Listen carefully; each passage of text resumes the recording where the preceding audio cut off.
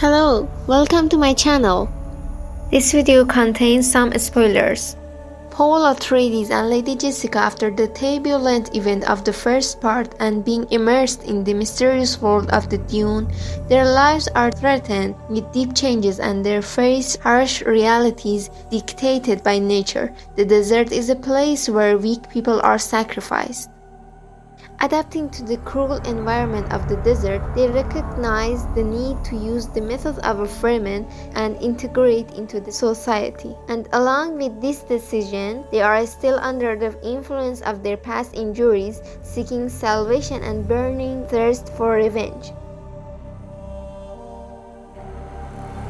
Paul's encounter with Fermen's people and progress of events caused the spirit of superstition and sowed the seeds of doubt about his identity, themes that will be revealed later in the story.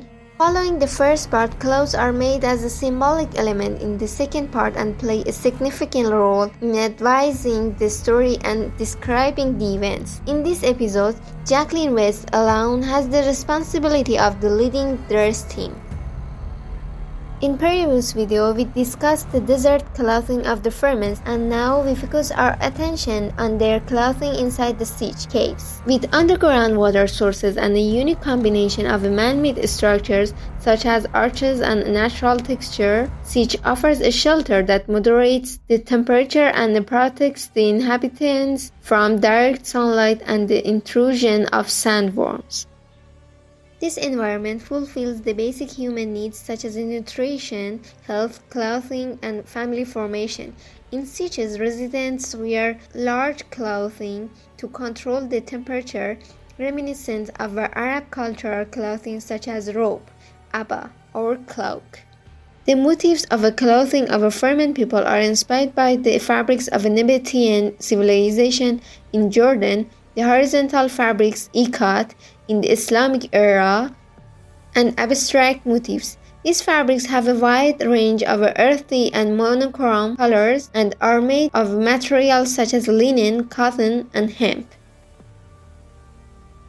The costume design department of this film, with the weaving of a special fabric, dyeing and sewing of consolidated clothes, it has shown its power in the implementation and creation of a coherent and real world. The Ferment kit bag in the Desert Tourism, according to the book, contains the following items: 1. Orange book, including religious themes, sand blaster, compass, auxiliary hooks, thenet, mualla pistol. Like the Ferments, Chani uses special desert clothes during the war. As a devotee, she wears a full military uniform with the combination of Atreides and Ferment's war clothes. Her military hat during the war had a completely round shape and a special texture that reminds of the body shape of rolling dung beetle.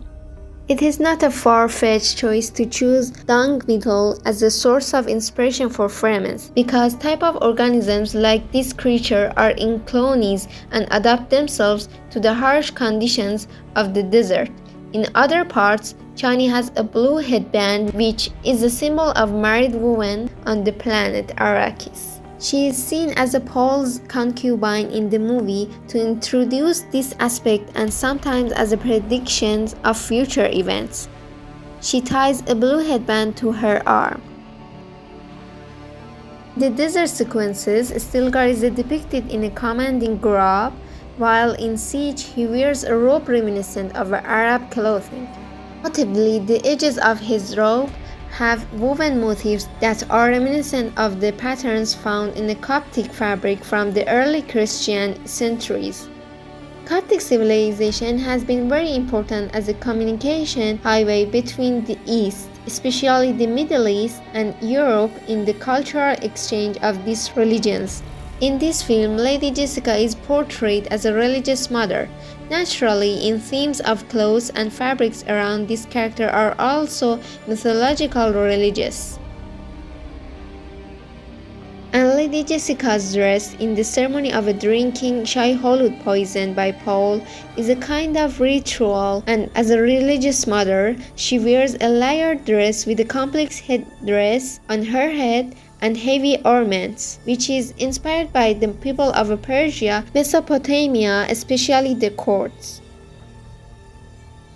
Interesting point of the coverage of this character is its evolution. So that in the first film, Lady Jessica's jewelry represents the appearance of the material world. But in the second part, it has a spiritual and meaning-oriented aspects. And the end, by being placed in the position of a religious mother and queen, her clothes and ornaments are designed to be both magnificent and holy.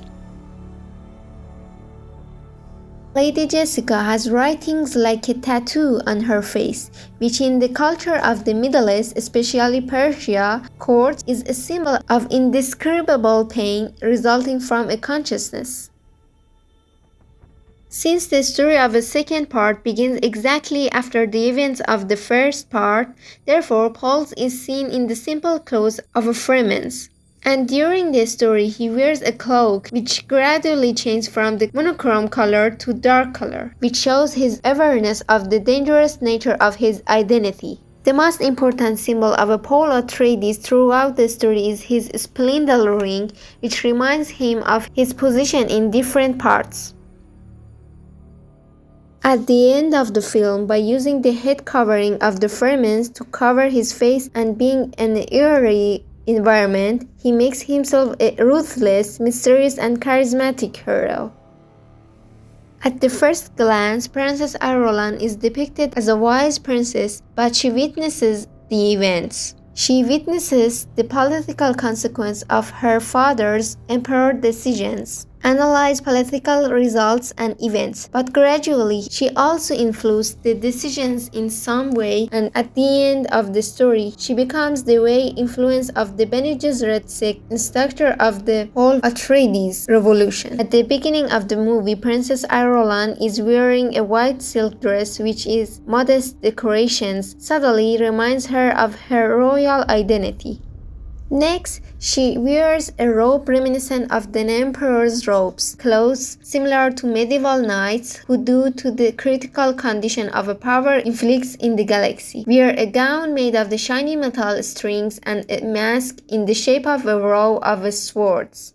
The costume designer has used Paco Rabanne and Alexander McQueen Fall-Winter 2020 collection for this dress and her veil. In connection with the Bene Gesserit sect, she also wears a black velvet cover with the lace sleeves and wears a beaded lace barbette on her head, which was worn by noble women in the Middle Ages. Also, the cleaning and restrictive nature of this dress reminds us that it's under the control of a Bene Gesserit sect. Emperor Shaddam IV, in a long dark green dress, plays the role of an intelligent emperor who in the rest of the film. To show his status, he is depicted in a silver dress. The elongated stature of the actor and the presentation of the vertical rhythm in his royal throne created an authoritative and important silhouette. At the first, Federotha Harkonnen is portrayed as a ruthless antagonist, a warrior with a singular focus. However, as the narrative unfolds, his underlying motivation depends. In the introductory scene, the director creates a clear image of a Federotha and shows him in a leather underwear, intricate tattoos on his body, hairless and mysterious. This image acts as a window to his original nature and is a symbol of his connection with his animal instincts. In addition, his relationship with his servants reflects this, and he has turned him into apprentice puppies rather than human beings. Throughout the film, Federosa is constantly depicted in the warrior garb to establish his worth and power on the battlefield. This confrontation serves not only to demonstrate his power, but also to emphasize the complex interplay of power dynamics in the story. Lady Fennery, as one of the members of Bene Gesserit sect, acts fits in the story with the double identity of a non-seduction nurse. Lady Finneran wears a sleeveless nun's robe with a velvet head covering. The midnight blue color of this dress turns to black. It has shows as an unrecognizable and mysterious nature. Also in the sequence of the film, scenes design and the costume design complement each other in such way that the silhouette of the dress is adapted to the shape of the space and creates a unified, at the same time majestic and profound image. As the Dune movie is an epic mythical work, the costume design team has also tried to make the costume appear as a meaningful element and be effective in advancing the story. And they have succeeded in this. Also, by using familiar elements and combining it with the different cultures, they have tried to build a concentrate at the same time in exclusive world, which added to depth and complexity of the Dune world. Dune is a science fiction film that tells the story of a dating in the distant future and warns about its occurrence. But it seems that the world repeats itself in a way in every period.